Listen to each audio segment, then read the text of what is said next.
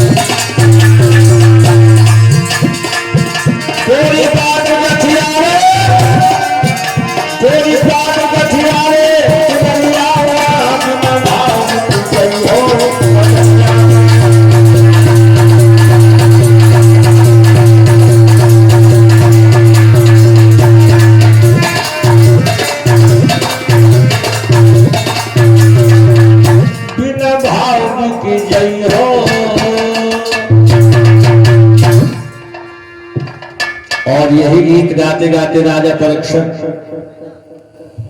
हर हर गंगा के किनारे जाकर के पहुंचे। संतों का समागम हुआ। व्यास नंदन महात्मा श्री सुखदेव जी का पदार्पण हुआ।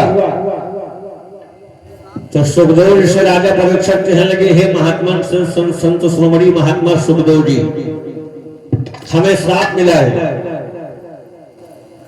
कहा मैं 7 दिनों में श्राप ही छोड़ गया हूं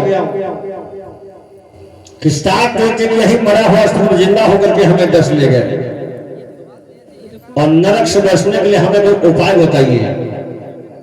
तो महात्मा सुखदेव जी बहुत दयालु थे, कहने लगे, हे नरराज परीक्षित, नरक से बचने के लिए एक ही उपाय है। कौन? नरक से बचने के लिए एक ही उपाय है। कौन? कहा श्रीमद् भागवत कथा। इसके अलावा दूसरा तरीका नरक से बचने के लिए कोई उपाय है ही नहीं। अगर तुमको श्रीमद् भागवत कथा सुनाई जाए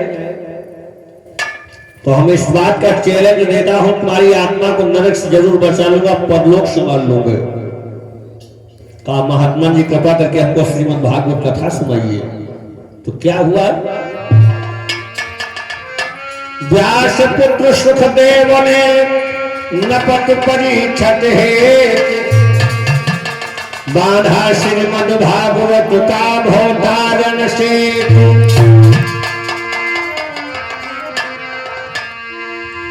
पहली बात, 4 वेद 6 शास्त्र में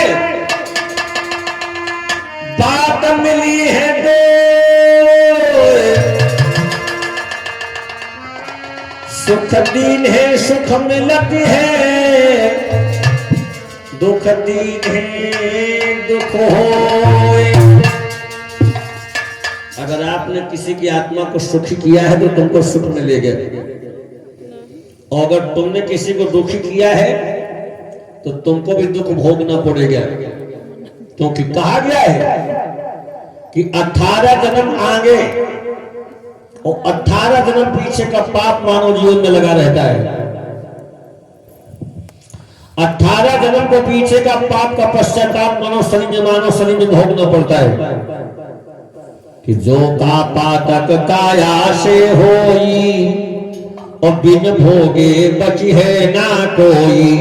और ये हमारे भैया रामचंद्र यादव की तरफ से 101 मुद्राओं से भगवान का सम्मान हुआ है। भगवान चाहे सुख शांति प्रदान करता रहे। जो पातक काया से होई, और बिन भोगे बची है ना कोई।